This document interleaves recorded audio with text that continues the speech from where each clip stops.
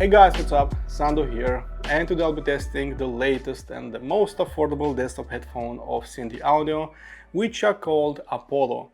These are going for $4.99 and these were tuned way differently to anything they've done before, but more about that very soon.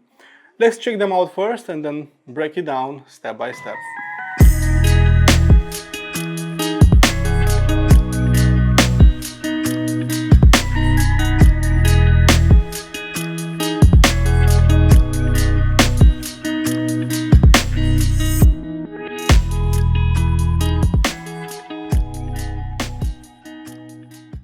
We're dealing here with a fully open back planar magnetic headphones that uses mostly high quality materials and just a few pieces of plastic. Their ear caps are made out of rosewood with high gloss treatment, and the sunlight decoration steel mesh reminds me about the sun god Apollo, from which they got their name. They have a strong steel frame to which a goat skin headband strap was attached, and I find it soft and pleasing, never adding much pressure on top of my head. The ear caps and the ear pads are bigger than that of the IVA, solving the biggest problem that I had with them. The biggest standout for me is their fluffy and gentle ear pads that are gentle on the cheeks and soft enough to be used in long listening sessions. From my collection of headphones, these use the softest ear pads, and after putting them on, it feels like being hugged by two pillows, and Apollo scores massively when it comes to comfort. Their cable seems to be handmade. It uses thick and high purity single crystal copper conductors. It's terminated with a 4.4 Pentacon jack, but in the package you can also find an adapter to a regular 3.5mm jack. The only thing I dislike about the headphones are those fragile 2.5mm jacks that go into the headphones themselves. As for tech inside them, we're dealing here with a fully open back planar magnetic headphone that uses slightly smaller drivers to the IVA. They have a diameter of 68mm. Apollo uses the same quad former technology, or in simple words, a double-sided magnet configuration. One side will be pushing, one side will be pulling the diaphragm for a better driver control with demanding music. At an impedance of 16 ohms and with a sensitivity of 95 dB per a single milliwatt of power, Apollo are one of the easiest to drive planar magnetic headphones I put my hands on. I don't see them as power-hungry cans, but they will definitely benefit from dedicated audio sources and amplifiers. I'll be measuring them in the latest chapters of this review. Until that happens, let's hit some eardrums and check them out. Moving on to sound performance, Apollo does not remind me about their IVA, it doesn't remind me about their Peacock. Hell, they don't remind me about any other headphone that sits on my headphone wall. And this is probably the biggest reason why you might get them and the biggest selling point of the Apollo. If you know me by now, you know that I'm slightly crazy about fast, impactful dynamics, but Apollo is pretty much the opposite of that. So they never pounded my eardrums. On the contrary, these were very smooth, gentle, easygoing, so all that. Very different type of headphone. And if you think that Sennheiser HD600, Apos Caspian or Kennerton Valley are very smooth sounding, then think again, because Apollo is even smoother, even slower, even gentler. So smooth, easy riders, it's all I can say about them. In terms of frequency response, I'm getting a very uneven frequency response that looks more like a W.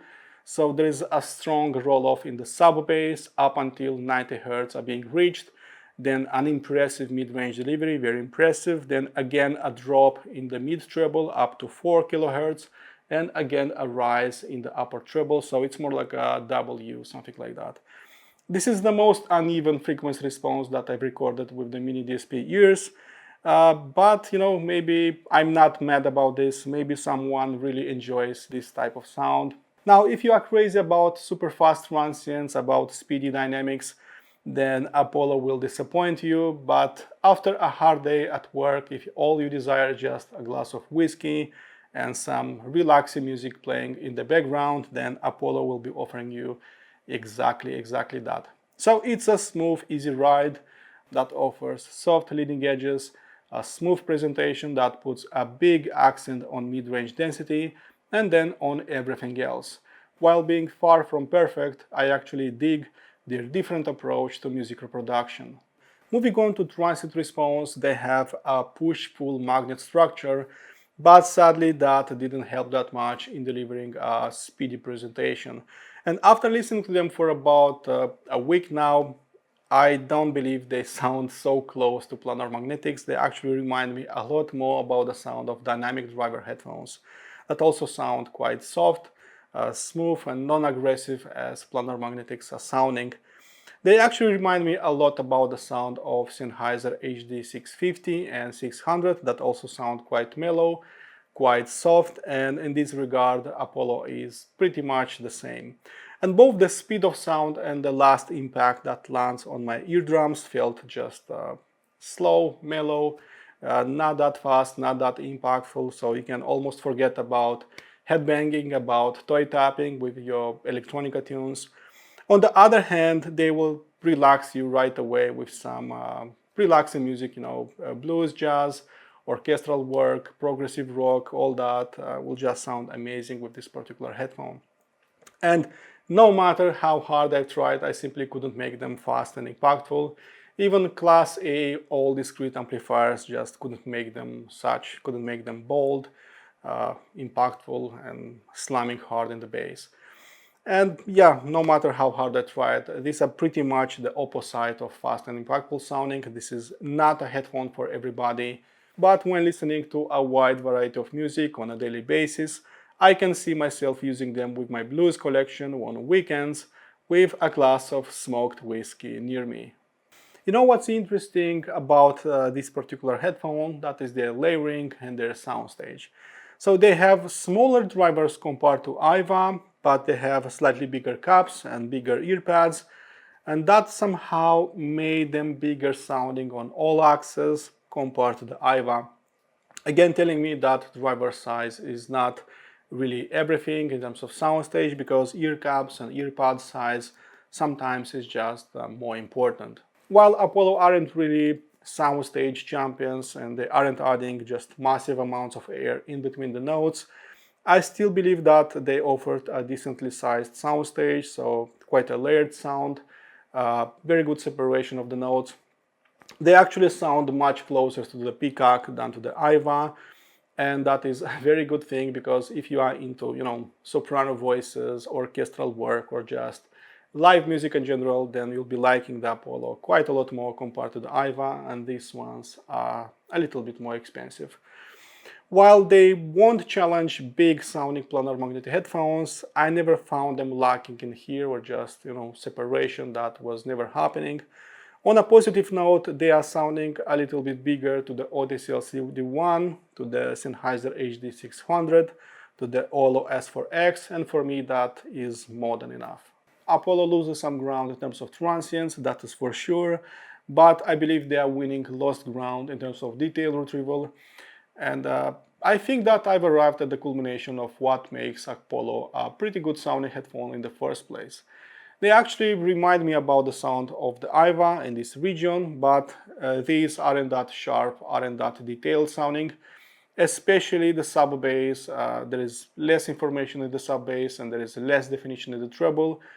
But after playing with some EQ and just those sliders, I could make them slightly modified, much closer sounding to the IVA if I wanted. While Apollo is a very forgiving type of headphones, they will never be taxing you with strong leading edges, with sharp contours. That would never happen. But they still sounded decently clean and quite defined, like most planar magnetics are doing. They can outperform a few headphones just below $500, of course, not all of them.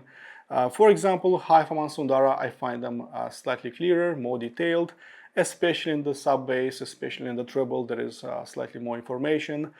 Nonetheless, lacking some sub bass information and lacking some mid treble information, I still find them decently clean and fairly detailed, but never sharp and never contoured. Moving on to frequency response, Apollo rides a huge roller coaster in here, because I just recorded the most uneven frequency response.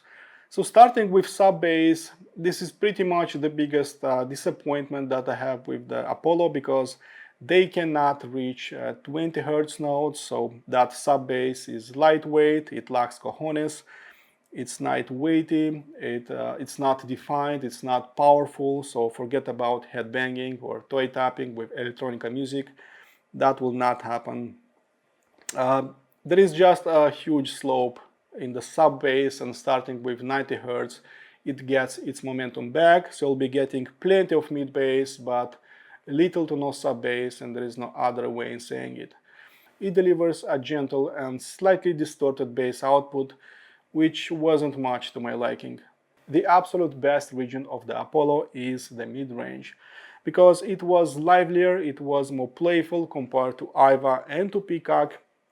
And while I don't believe they have a stronger mid-range or a better mid-range or a modified mid-range, the fact alone that the sub-bass goes slower and the mid-treble goes down, all that makes the mid-range just stand out much more often. So in the end, I believe that I've got a very full-bodied, dense type of mid-range. So everything that has to do with mid-range, vocal performance, pipes, piano, strings, all that felt just very defined, very juicy, sweet sounding. They actually remind me quite a lot about the sound of the Kineton Valley, Apos Caspian, Sennheiser HD650, but these ones are even denser sounding, so even more highlighted, even bolder sounding in the mid-range. And combine that elevated mid-range with their slow and smooth character, and you can already imagine their relaxing and sweet sounding mid-range. This is by far the best part of the Apollo and the only region that looks more linear to me. Moving on to treble, we're getting a slow but strong treble roll-off that reaches its lowest point at 4 kHz. The audio signal at that particular region is dropped by 35 dB, so you can almost forget about hearing sounds in that particular region. So starting with 4 kHz and going upwards, it slowly gets momentum up until 9 kHz is being reached, where it looks more or less the same, on the same level with mid-range and sub-bass. So you'll be getting just a rolled off a low and mid treble and a much better upper treble delivery. So you can forget about brightness, listening fatigue. That will never happen with Apollo. This is a very smoothed out sounding headphone. Even entry-level THX AAA amplifiers couldn't harm them, couldn't make them bright sounding. Even ESS Sabre converters couldn't make them bright sounding or harsh sounding. So this is a very good part, because system matching is really a non-issue with Apollo. You can drive them and use them with really everything, because this is quite an easy to drive planar, and you'll never make them bright or just fatiguing sounding. They work really well with anything really. Whatever you already have, they will retain their unique character. I also measured their performance using a mini DSP ear system. So here is their frequency response that you can see is far from being linear. You can see a higher distortion in the sub-bass, which is a usual behavior, knowing their struggle in that region. Spectral decay shows a longer decay of the notes, looking similar to a dynamic driver headphone. Waterfall will tell you more about their frequency response and decay in a single graph. Here is also another important graph that compares them with IVA and Peacock. You can pause this video and analyze these graphs closer if you want.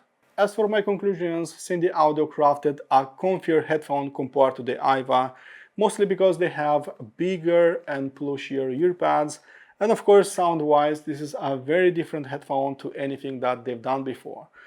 So this is a smooth, easy rider that never tries to steal your attention. It's a very relaxing, sweet sounding headphone that never tries to shove those details and transients inside your skull. They still got plenty of cons. The biggest drawback for me is that limited sub-bass, that limited mid-treble. But you know, not everybody is chasing linearity and just the last drop of information. And if you really detest that brightness, listening fatigue, and all you want is just a relaxing presentation, a smooth presentation, then I truly believe that Apollo is exactly for you. In this regard, Apollo is unlike any other headphone that I own, and I still feel that they got a unique character that might appeal to some of you. Okay folks, I hope you enjoyed my review. Don't forget to like and subscribe, and as usual, listen to more music, be positive, and I'll see you next time. Cheers!